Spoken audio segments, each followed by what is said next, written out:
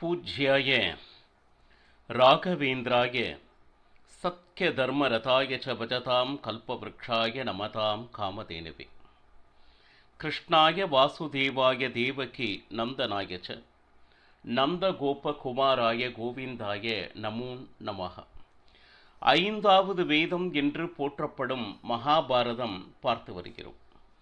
இப்போ பார்த்தோம்னா துரியோதனாதிகள் யாகம் செய்தனர் அப்படின்னு சொல்லிட்டு புண்டரீக யாகம், ராஜசூய யாகம் செய்ததனால் அளப்பரிய செல்வத்தை பாண்டவர்கள் அடைந்தனர். அதனால நாமளும் ஏன் யாகம் செய்யக்கூடாது அப்படின்னு சொல்லிட்டு துரியோதனாதிகள் திட்டமிட, ஆனா ரித்விக்குகள் உனக்கு தந்தை இருப்பதனால் அந்த ராஜசூய யாகத்தை செய்வதற்கு இல்லை அப்படின்னு சொல்லு. ஆனா அதைவிட மிக உயர்ந்த பலனை கொடுக்கக்கூடிய புண்டரீக யாகம், பகவான் விஷ்ணுவை குறித்து செய்கின்ற யாகம் நிச்சயமாக அபரிதமான பலன் கிடைக்கும் அப்படின்னு ரித்விக்குகள் சொல்ல அற்புதமாக அந்த யாகத்தை நடத்தி முடித்தான். ஆனா உள்நோக்கம் என்ன அப்படின்னு கேட்டீங்கன்னா, பாண்டவர்கள் எந்த அளவுக்கு செல்வத்தை அடைந்தார்களோ அதே போல நாமும் அடைய வேண்டும். இந்த நேரத்தில் துர்வாசர் வந்தார். அவருக்கு எவ்வளவு பணிவிடைகள் செய்ய முடியுமோ அத்தனையும் செஞ்சான். பலவிதமான பரீட்சைகளை துர்வாசர் வைத்தார். அதாவது திடீர்னு பசிக்குதும்பார், உடனடியாக உணவு தயார் செய்யும்பார். எல்லாம் தயாரான உடனே எனக்கு இப்போ பசியே இல்லை அப்படிம்பார். ராத்திரி 12 மணிக்கு கதவை தட்டி இப்போ பசிக்குது என்ன பண்ண, உடனே சமையல் தயார் செய் அப்படிங்கிறது. அப்புறம் இந்த மாதிரி பல நிலைகளில் துரியோதனனை சோதித்து பார்த்தார் துர்வாசர்.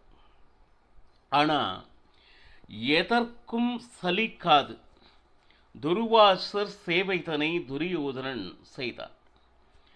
அப்போ சில மாதங்கள் ஆன பின்பு துர்வாசர் துரியோதனனை அழைத்து, நான் மிகுந்த மகிழ்ச்சி கொள்கிறேன், இப்போ உனக்கு ஏதாவது வரம் வேணும்னா கேளு அப்படின்னு சொல்லிட்டு கேட்டான். இந்த ஒரு காரியத்திற்காகத்தான் இத்தனை நாட்கள் இவருக்கு சேவை செய்தான் துரியோதனன். இவங்க ஏற்கனவே இப்படி சேவை செய்தால் நிச்சயம் அவர் வரம் தருவார் என்பதனை அறிந்திருந்தான் துரியோதனன். அப்போ துரியோதனன் துர்வாசர்கிட்ட கேட்டது என்னன்னு கேட்டீங்கன்னா, எங்களுக்கு இப்ப நீங்க அனுகிரகம் செய்தீர்கள், என் குடும்பத்திலேயே பெரியவன் அப்படின்னு பார்த்தா அவன் தர்மராஜன் தான். அப்போ இதே மாதிரி அனுகிரகம் என்னுடைய பாண்டவர்களுக்கும் கிடைக்க வேண்டும். அதுவும் என்னுடைய கோரிக்கை என்ன அப்படின்னு கேட்டீங்கன்னா, அவ ஆத்துல அந்த திரௌபதியும் சாப்பிட்டு முடித்த பின்னாடி நீங்க எல்லாரும் போகணும். அப்போ அங்கு அந்த உபசரிப்பு அதையெல்லாம் நீங்க ஏற்க வேணும், அவங்களுக்கும் அனுகிரகம் செய்யணும். இப்ப இந்த இடத்துல அவங்க கிட்ட இருக்கிறது அக்ஷய பாத்திரம், என்ன கேட்டாலும் தரக்கூடிய சக்தி வாய்ந்தது. ஆனா இனிமேல் யாரும் இல்லை என்ற பொழுது கடைசியாக அமர்ந்து உண்பவள் யாருன்னா திரௌபதி. ஏன்னா திரௌபதி உண்டு முடித்த பின்னாடி அக்ஷய பாத்திரம் அன்று என்னென்ன கொடுத்ததோ அதை நிறுத்திவிடும். இது அடுத்த நாள் தான் கொடுக்க ஆரம்பிக்கும். இதை அறிந்த துரியோதனன் அப்ப துர்வாசர் செல்லும் பொழுது பாண்டவர்களால் அதிதி சத்காரம் செய்ய முடியாது திணறி துர்வாசர் மூலமாக சாபம் பெற வேண்டும், இதுதான் அவனுடைய எண்ணம். துரியோதனாவது அவனுக்கு மனதில் நல்ல எண்ணமாவது, பாண்டவர்களுக்கு அனுகிரகம் கிடைக்க வேண்டும் அப்படின்னு நினைக்கக்கூடிய அளவுக்கு அவன் மிகப்பெரிய உத்தமனா இல்லையே. தானாக நேரடியாக சென்று உபத்திரவம் கொடுக்க வேண்டும் என்று நினைத்தான். ஆனால் வீணாக அபமானமே மிஞ்சியது. இப்பொழுது துர்வாசர் மூலமாக இந்த காரியத்தை நகர்த்த ஆரம்பிச்சார். உடனே துர்வாசர் போகிறார். திரௌபதி சாப்பாடு எல்லாம் முடிஞ்செடுத்து எல்லாத்தையும் கழுவி வச்சிருந்தா, பார்த்தா துர்வாசர் தன்னுடைய சிஷ்யர் சகிதம் வந்திருக்க. அப்ப என்ன ஆச்சு, பாண்டவர்கள் அப்புறம் அழைத்து அவர்களை அமர வைத்து ஆசனம் எல்லாம் கொடுத்தாங்க.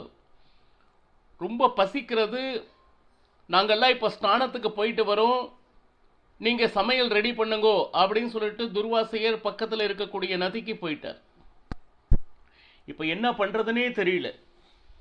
ஒருவர் முகத்தை ஒருவர் பார்த்து கொண்டிருக்கின்றனர். திரௌபதி சாப்பாடு ஆயிடுச்சு, இன்னைக்கு அக்ஷய பாத்திரத்திலிருந்து எதுவும் வராது. அப்போ இந்த மாதிரி ஒரு ஆபத்தான ஒரு நேரம், சரியான முறையில் அந்த அதிதி சத்காரம் நடக்கவில்லை என்றால் மிகப்பெரிய சாபத்தை சந்திக்க நேரிடும். சரி, இப்ப வேறு வழியே இல்லை என்கின்ற ஒரு நிலை வரும் பொழுது கிருஷ்ணா அப்படின்னு சொல்லிட்டு ஒரு வார்த்தை, அபய குரல்.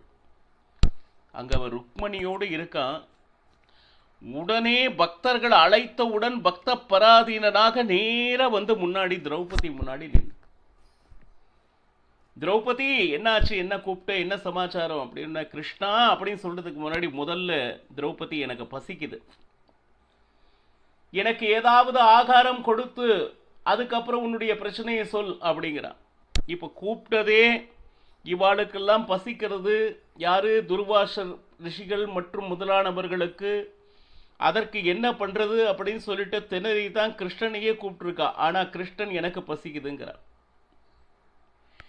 கிருஷ்ணா இங்க என்ன பிரச்சனை அப்படின்னா, எங்க வீட்டுல இப்ப எதுவுமே இல்லையே, ஏதாவது இருக்கும் பாரு, நல்லா பாரு, அந்த அக்ஷய பாத்திரத்தை எடுத்துட்டு வா அப்படின்னு சொல்ற.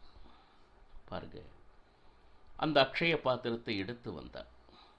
அது அன்றைய பொழுது என்ன என்ன கொடுக்க வேண்டுமோ அத்தனையும் நிறைவாக கொடுத்து இப்பொழுது ஓய்வில் இருக்கிறது. அடுத்த நாள் தான் அதிலிருந்து வரும். ஆனால் அது எல்லாம் முடிந்த பின்னாடி அதை அலம்பி வச்சது அந்த கழுத்து பகுதியில் ஒரு சிறிய அளவுக்கு ஒரு காய்கறியினுடைய ஒரு சின்ன துண்டு அங்கு ஒட்டி இருந்தது. உடனே அதை எடுத்தான். ஆஹா அற்புதம் அப்படின்னு பகவான் கிருஷ்ணன் என்ன செய்தான், அந்த சிறிய விஷயத்தை தான் உட்கொண்டார். அவ்வளவுதான். பகவான் ஒருவனுக்கு நீங்கள் சமர்ப்பணம் செய்தால் இந்த உலகத்தில் இருக்கக்கூடிய சகல ஜீவராசிகளையும் திருப்தி பண்ணுவது போலாகும். இது எப்படி அப்படின்னா, இப்ப பாருங்க, ஒரு சிறிய துண்டினை பகவான் கிருஷ்ணன் உட்கொண்டார். அங்க என்ன ஆச்சு தெரியுங்களா, அங்க துர்வாசர் மற்றும் சிஷ்யர்கள் எல்லாம் ஸ்நானம் செய்தார்கள். திடீர்னு பார்த்தா அவங்க வயிறு நிரம்பி இந்த தொண்டை வரையில் இனிமேல் ஒரு தண்ணி கூட கொடுக்க முடியாத ஒரு சூழ்நிலை. நேரா சிஷ்யர்கள்லாம் வந்தாங்க. துர்வாசரை பார்த்து, குருவே, எங்களால இனி கொஞ்சம் கூட சாப்பிட முடியாது, அந்த மாதிரி வயிறு நிரம்பி இருக்கு, என்ன தொண்டை வரையில இருக்கு. ஆமா, எனக்கும் அதே மாதிரி தான் இருக்கு அப்படின்னு துர்வாசர் சொல்றார். ஆனா இப்ப நாம ஸ்நானம் செஞ்சுட்டு நேரா அந்த பாண்டவர்களுடைய அந்த ஆசிரமத்துக்கு செஞ்சா அவன் நல்லா எல்லாமே ரெடியா வச்சிருப்பான். அப்போ அந்த அன்னத்தை ஸ்வீகாரம் செய்யவில்லை என்னால் தர்மராஜன் கோபித்துக் கொள்வான். அவன் தர்மிஷ்டன், அவனுடைய கோபத்திற்கு நாம் ஆளாகக்கூடாது. இப்ப பாருங்க, துர்வாசர் கோபத்தினால் சாபம் விட்டால் என்ன செய்வது அப்படின்னு பாண்டவர்கள் பயந்து கொண்டிருக்க, நல்லவர்கள் வாயிருந்து அமங்கலமான வார்த்தை வந்து விடக்கூடாது என்று துர்வாசர் நினைத்தார். அப்போ நாம இங்க இருக்க வேண்டாம், நாம சொல்லாம கொள்ளாம போயிடலாம். போனா கண்டிப்பா சாப்பிடாம விட மாட்டாங்க, சாப்பிடக்கூடிய சூழ்நிலையில இப்ப யாரும் இல்லை அப்படின்னு சொல்லிட்டு அவங்க என்ன பண்ணாங்கோ, நேரா துர்வாசர் தன்னுடைய ரிஷிகளை அழைத்து கொண்டு சென்று விட்டார். நேரா கிருஷ்ணன் வந்தான். தர்மராஜன் உட்கார்ந்துட்டு இருக்கான், என்ன செய்யறதுன்னு தெரியல. என்ன தர்மராஜா, என்ன சமாச்சாரம்? இப்ப துர்வாசர் வந்துருவாரே, நான் என்ன பண்ண? கவலைப்படாதே, கண்டிப்பா வரமாட்டார். அங்கு ஒரு சிறு பருக்கை நான் உண்டேன், அதனால் அவர்கள் அகமகிழ்ந்தனர், அவர்கள் அனைவரும் சென்று விட்டனர் அப்படின்னு சொன்னா உடனே மறுபடியும் ஒரு சந்தேகம். யாரு? தர்மராஜனுக்கு. ராத்திரி வந்து விட்டார் அப்படிங்கிறான். கண்டிப்பாக வரமாட்டார் அப்படின்னு பகவான் கிருஷ்ணன் சொல்லு. பாருங்க, பக்தர்களுக்கு ஒரு துன்பம் என்றாள்,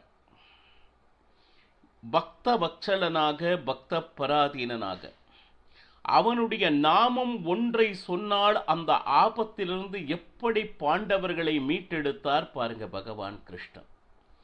இது எல்லாம் நமக்கு தெரிய வருது என்னன்னா, எவ்வளவோ கஷ்டங்கள் நமக்கு வந்தாலும் அவன் ஒருவனை நீங்கள் நம்புங்கள். அவனை நம்பியவர்கள் இதுவரை கெட்டதில்லை, இனிமேலும் கெடப்போவதும் இல்லை. பாண்டவர்களை ரட்சணை செய்வதனுடைய அந்த விருத்தாந்தத்தை கேட்க கேட்க நம்ம மனதில் பக்தி உருவாக வேண்டும். சரி, இந்த நேரத்தில் என்ன நடந்துச்சு அப்படின்னு கேட்டீங்கன்னா, பாண்டவர்கள் ஒரு நாள் என்ன செய்தார்கள், வேட்டைக்கு செல்லலாம் அப்படின்னு சொல்லிட்டு 5 பேரும் வேட்டைக்கு சென்றார். அந்த குடிலில் பார்த்தீங்கன்னா, அந்த காமிய வனத்தில் தௌமிய ரிஷிகள், மார்க்கண்டேய ரிஷிகள் மற்றும் திரௌபதி இவா மட்டும்தான் இருந்தாங்க. மற்றவெல்லாம் வேட்டைக்கு போயாச்சு. சரி, அந்த நேரத்தில் பார்த்தோம்னா ஜெயத்ரதன் யார் அப்படின்னா, அந்த துரியோதனாதிகளில் கடைசியா ஒரு பெண் பிறந்தது இல்லையா, துச்சலை அப்படின்னு. துச்சலையின் கணவன் ஜெயத்ரதன் பரிவார சகிதமாக அந்த காமியவனம் வழியாக சென்று கொண்டிருக்கிறார். எதற்காக போறான்னா, சால்வ தேசத்தில் ஒரு சுயம்வரம் நடக்கிறது.